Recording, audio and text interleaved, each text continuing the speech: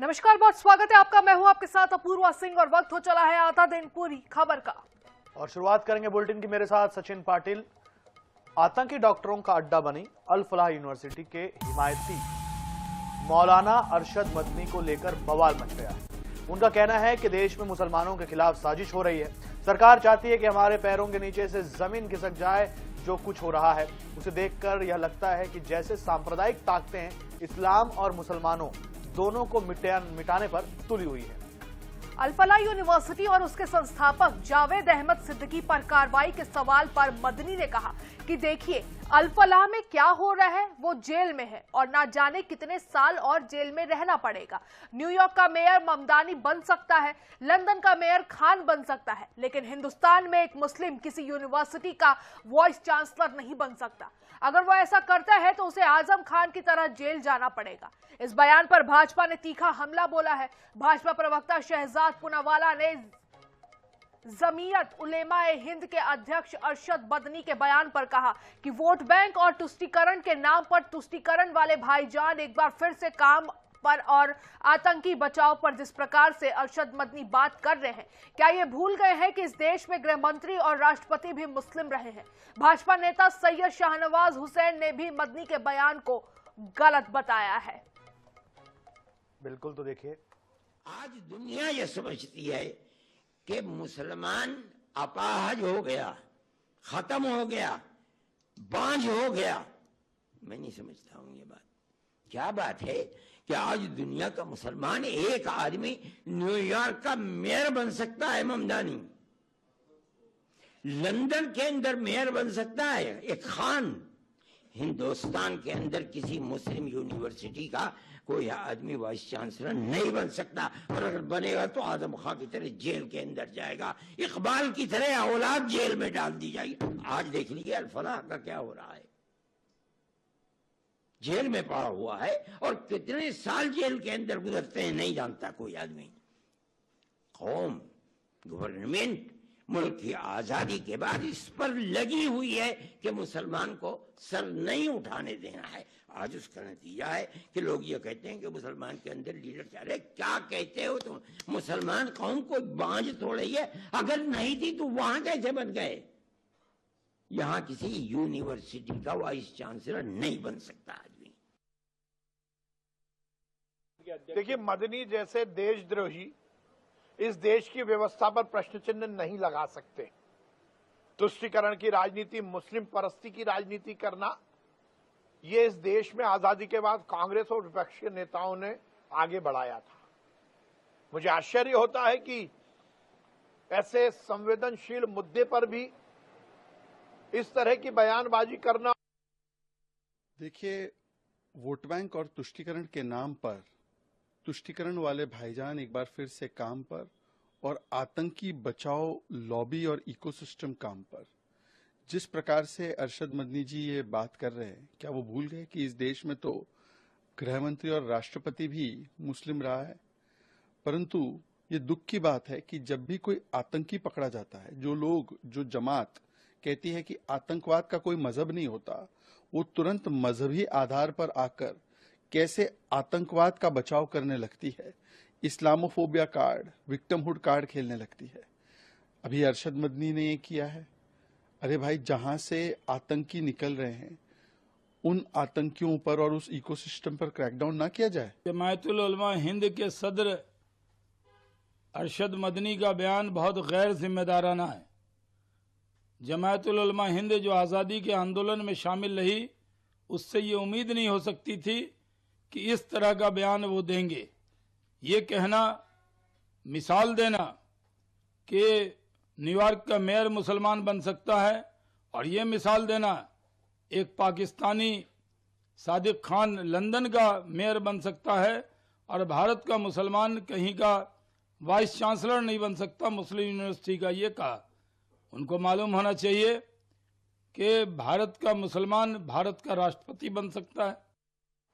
तो दिव्य गीता प्रेरणा उत्सव कार्यक्रम से मुख्यमंत्री योगी आदित्यनाथ को आप सुन रहे थे लखनऊ से। चलिए अब बुलेटिन में आगे बढ़ेंगे।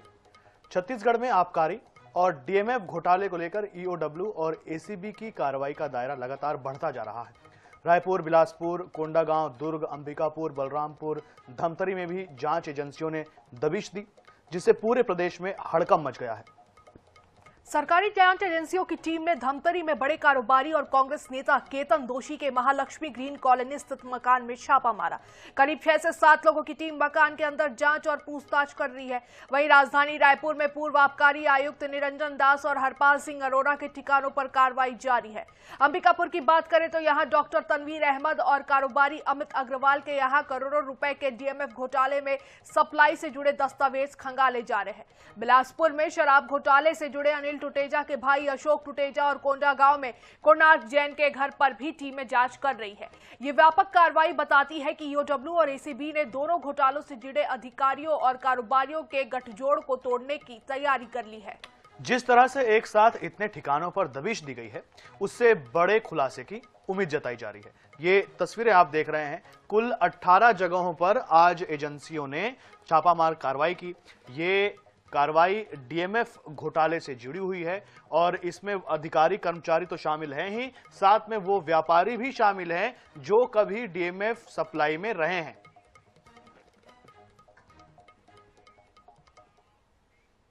इधर दिल्ली एनसीआर में वायु प्रदूषण का बुरा हाल है। रविवार की सुबह दिल्ली धुंध स्मॉग की चादर में सिमटी हुई दिखी। जहरीली हवा खतरनाक स्तर पर पहुंच चुकी है। जहरीली हवाओं की वजह से लोगों की आंखों में जलन, गले में खराश और सांस लेने में परेशानी का सामना करना पड़ रहा है। वहीं असफल क्लाउड सीडिंग के बाद प्रदूषण से राहत की आखिरी उम्मीद भी खत्म हो गई है। हालांकि दिल्ली सरकार ने प्रदूषण पर रोक लगाने के लिए 11 नवंबर से ग्रैप 3 लागू किया है, लेकिन इसका भी AQI पर कुछ खास असर होता नहीं दिख रहा है। दिल्ली के अलग अलग इलाकों में एयर क्वालिटी इंडेक्स 400 के पार दर्ज किया गया है। हालांकि ग्रैप 4 लागू नहीं हुआ है, लेकिन सरकार इसके सारे नियम ग्रैप 3 में ही लागू कर रही है।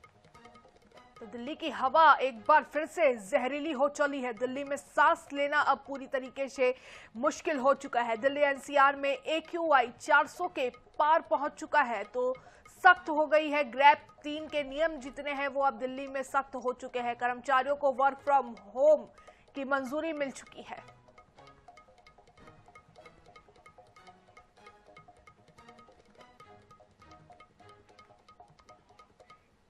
बुलेटिन में आगे बढ़ेंगे।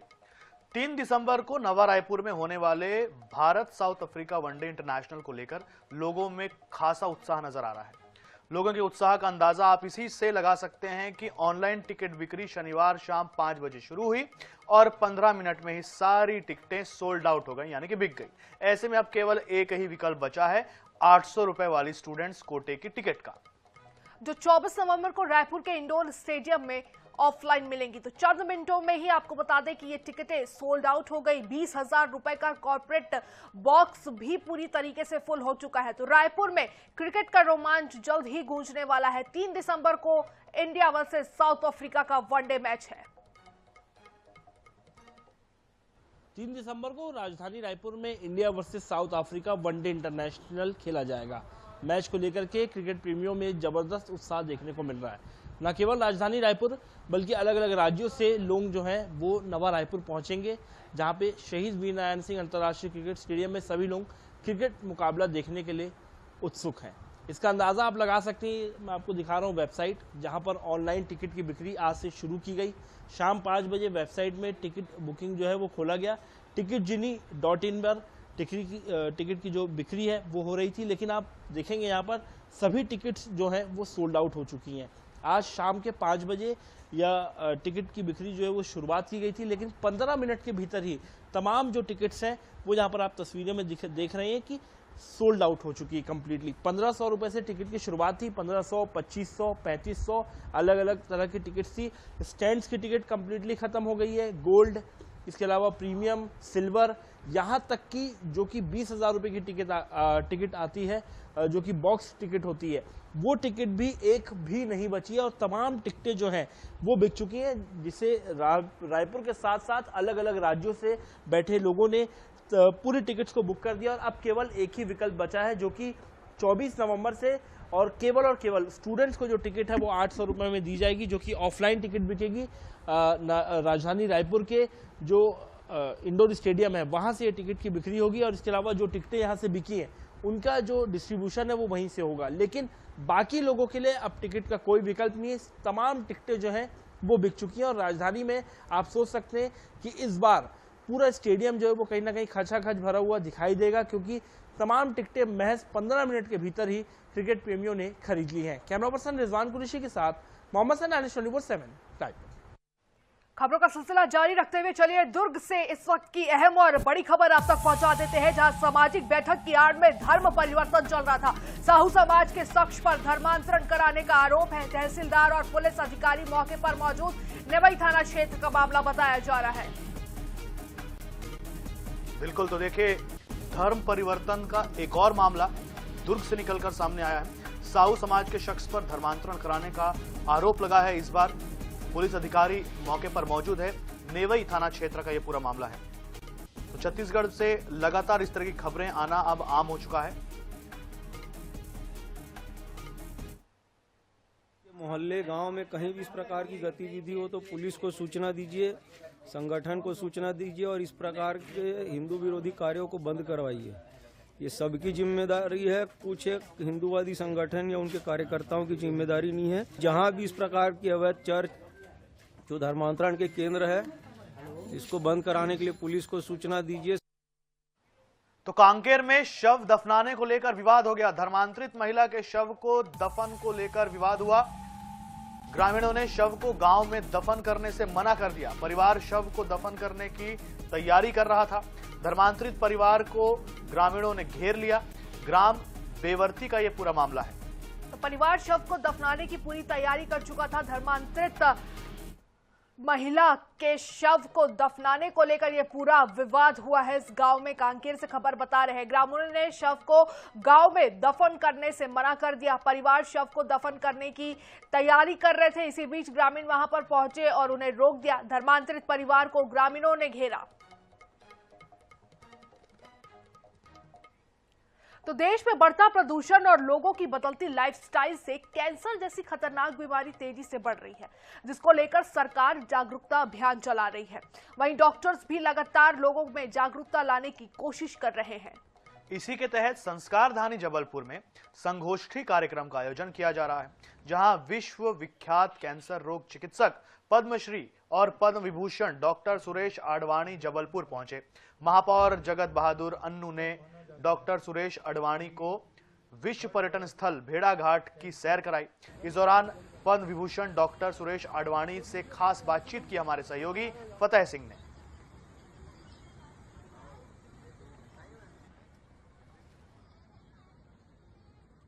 जो यहाँ के जो जागरूक डॉक्टर हैं वो एक संगोष्ठी का आयोजन संस्कारधानी जबलपुर में करने जा रहे हैं और इसमें शामिल होने दिल्ली से पद्मश्री एवं पद्म जो विभूषण हैं डॉक्टर सुरेश आडवाणी जी, वो इस कार्यक्रम में शामिल होने जबलपुर पहुंचे हुए हैं। इस संगोष्ठी में शामिल होने आए हैं। क्या कुछ ये पूरा उद्देश्य है इसमें और क्या इसमें निकल कर आएगा कि कैंसर से लोगों को किस तरह जागरूक करेंगे आप कि कैसे ये रुके या किस तरह लोगों में जागरूकता है, इसके लिए क्या प्रयास इसमें संगोष्ठी में रखी जाएंगे?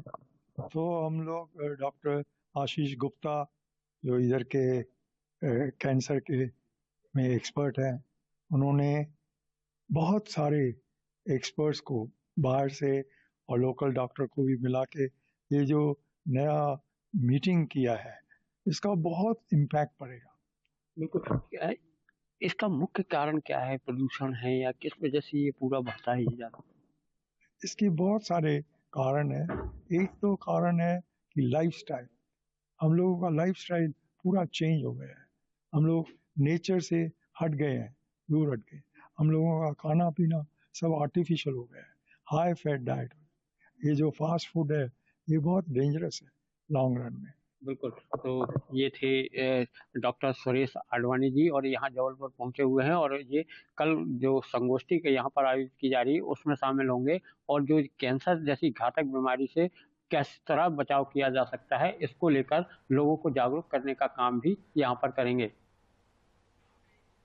चलिए तो फिर से आपको बताते हैं, कांकेर में शव दफनाने को लेकर जो विवाद हुआ, धर्मांतरित महिला के शव को दफन करने को लेकर यहां विवाद हो गया। ग्रामीणों ने शव को गांव में दफन करने से मना कर दिया। परिवार शव को दफन करने की तैयारी कर रहा था। धर्मांतरित परिवार को ग्रामीणों ने घेर लिया। ग्राम बेवर्ती का यह पूरा मामला है।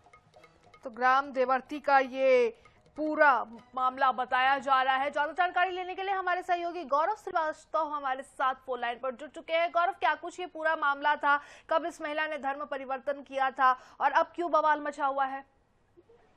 देखिए, ये पहला मामला नहीं है। लगातार इस तरह के मामले कांकेर जिले में सामने आ रहे हैं। जब धर्मांतरित परिवार के मौत के बाद जो है इस तरह की स्थितियां उत्पन्न हो रही है, हिंदू संगठन और ग्राम के जो लोग हैं वो शव के दफन को लेकर विवाद खड़ा कर रहे हैं, गांव में शव दफन करने नहीं दे रहे हैं। ये जो मामला है बेवर्ती गांव का है। मैं आपको बता दूं कि कांकेर के जो विधायक हैं आशाराम नेताम, ये उनका पैतृक गाँव है और उस गाँव में एक बार फिर विवाद हुआ है। कांति मेश्राम नाम की महिला थी जिसकी बीमारी के बाद मौत हुई थी। आज सुबह जब शव को दफन करने की तैयारी की जा रही थी, उस दौरान ग्रामीणों ने विवाद खड़ा कर दिया, जिसके बाद हिंदू संगठन के लोग भी मौके पर पहुंच गए थे। फिलहाल की जो स्थिति है, शव को जिले से ही, गांव से नहीं बल्कि जिले से ही बाहर ले जाया जा रहा है। जिले के बाहर कहीं गुप्त रूप से शव को दफन करने की तैयारी की जा रही है। जी बिल्कुल गौरव, जैसा कि आपने बताया कि पहला मामला नहीं है, उस क्षेत्र में इस तरीके के काफी मामले हैं कि लोग अपना धर्म परिवर्तन कराते हैं, फिर अगर उनकी मृत्यु हो जाती है तो उनके शव को दफन करने को लेकर काफी ज्यादा विवाद देखने को मिल रहा है। तो इतनी भारी संख्या में उस क्षेत्र में धर्मांतरण की मुख्य वजह क्या निकलकर सामने आई अब तक? जी बिल्कुल, देखिए ये बात बिल्कुल सत्य है कि कांकेर जिले में भारी संख्या में धर्मांतरण हुआ है और अंदरूनी इलाके जो है वहां पर धर्मांतरण ज्यादा देखने को मिला है। जो मिशनरी के लोग हैं वो गांव-गांव तक पहुंचकर इस तरह की चीजें लोगों को बहका कर रहे थे और यही वजह भी है कि लगातार आप देख रहे होंगे कि कांकेर जिले के अधिकांश गाँव में जो है बोर्ड लगाया जा रहा है जहाँ पर मिशनरियों के प्रवेश पर प्रतिबंध लगाया जा रहा है। मामला हाईकोर्ट तक भी पहुंचा था। इस तरह की स्थितियां लगातार सामने आ रही थी, लेकिन अब गाँव-गाँव में लोग जागरूक हो रहे हैं और धर्मांतरण का खुलकर विरोध कर रहे हैं। साथ ही शव के दफन तक को लेकर विवाद हो रहा है, जो काफी चिंताजनक भी है। जी बिल्कुल गौरव, जानकारी के लिए बहुत धन्यवाद आपका। और चलिए खबरों का सिलसिला जारी रखते हैं। तो देश भर में सब्जियों के दाम अब आसमान छू रहे हैं। राजधानी भोपाल में कुछ दिन पहले जिन सब्जियों की कीमत 15 से 20 किलो हुआ करती थी, अब वही सब्जियां 50 से 60 रुपए किलो में बिक रही हैं। टमाटर की कीमत में भी भारी उछाल देखा जा रहा है। टमाटर भोपाल के बाजार में 80 से 100 रुपए किलो तक बिक रहे हैं। इसमें आम आदमी तो परेशान है ही, ग्राहकों की कमी होने से सब्जी विक्रेताओं के सामने भी बड़ा संकट खड़ा हो गया। राजधानी भोपाल सहित पूरे मध्य प्रदेश में सब्जियों के दाम बढ़ गए हैं। कारण क्या है, हम सब्जी विक्रेता जो है उनसे पूछ लेते हैं क्या कारण है कि सब्जियों के जो दाम है वो मध्य प्रदेश में हाई हो गए हैं और खास तौर पर टमाटर जो है वो बहुत महंगा हो गया। इस बार क्या है, बाहर का टमाटर आ नहीं पाया है, इस चक्कर में टमाटर महंगा हो गया। और जो किसान ने सब्जी वगैरह बोता है वो किसान ने सब्जी नहीं बोई, इस बार गल्ला मल्ला लगा दिया, इस चक्कर में सब्जी महंगी हो गई है। इस पर आप जो व्यापारी हैं उन पर क्या असर हुआ है? बहुत असर हुआ है। इस बार ग्राहक भी नहीं है और परेशानी हो रही है, लोग आ नहीं पा रहे हैं। ग्राहक जो हैं वो परेशान हो रहे हैं। मंडी में जो थोक विक्रेता हैं, फुटकर विक्रेता हैं, वो भी परेशान हो रहे हैं। लेकिन ग्राहक क्या कह रहा है, जरा हमसे इनसे भी पूछ लेते हैं क्या असर हुआ है। सर्दियों में जो भाव हैं, सब्जियों के जो भाव है सर्दियों में कम हो जाते थे, इस बार जो है वो हाई हो गए हैं और टमाटर तो कुछ ज़्यादा ही हाई हो गया है। तो इस जो किचन है उस पर कहाँ असर पड़ रहा है? बहुत ज़्यादा असर पड़ रहा है। सब्जियां पहले से ज़्यादा महंगी हो रही हैं इस मौसम में, तो जबकि सस्ती होनी चाहिए पर बहुत ज़्यादा महंगी आ रही हैं सब्जियां भी। और जब भी लेने आओ तो कम से कम 700-800 से कम की तो आती ही नहीं है। टमाटर भी बहुत ज़्यादा महंगे होते जा रहे हैं, पता नहीं क्यों। इस मौसम पर तो सस्ते होने चाहिए। तो ग्राहकों का भी कहना है कि इस मौसम में जो है टमाटर सस्ते होने चाहिए थे, लेकिन वो महंगे हो रहे हैं। इसी कारण जो है वो किचन पर भारी असर पड़ रहा है। कैमरा पर्सन हरि के साथ स्वाति शर्मा, INS न्यूज भोपाल। पचमढ़ी के सतपुड़ा टाइगर रिजर्व में एक बाघिन ने 200 मीटर चौड़ी देवा नदी को तैरकर पार किया। यह दृश्य बेहद दुर्लभ और रोमांचक था। बाघिन नदी पार करके STR के मढ़ई कोर क्षेत्र में दाखिल हुई। ये क्षेत्र बाघों के घनत्व और पर्यटन के लिए प्रसिद्ध है। जंगल सफारी और सुरक्षा में तैनात गश्ती दल ने अपनी मुस्तैदी दिखाते हुए इस शानदार दृश्य को अपने कैमरे में कैद कर लिया। ये घटना दर्शाती है कि रिजर्व में बाघों की आवाजाही सामान्य और स्वस्थ है। ये वन्य जीव प्रेमियों और पर्यटकों के लिए एक शुभ संकेत है। बाघिन के कोर एरिया में पहुंचने के बाद वन विभाग ने उस क्षेत्र में निगरानी और सुरक्षा बढ़ा दी है ताकि बाघिन को कोई खतरा न हो और पर्यटक भी सुरक्षित रहे। तो देखिए ये तस्वीरें, ये वीडियो भी निकलकर सामने आया। मड़ई कोर क्षेत्र में बाघिन की एंट्री हुई है, बाघों की एंट्री हुई है। गश्ती दल ने कैद किया है ये वीडियो। तो बाघों की सक्रियता अब उस क्षेत्र में बढ़ती हुई नजर आ रही है, जिसकी वजह से सुरक्षा भी आपको बता दें बढ़ा दी गई है।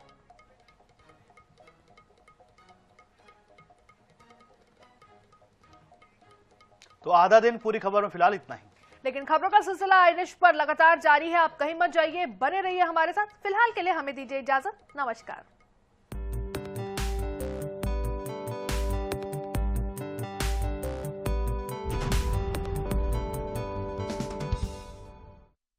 इस कार्यक्रम की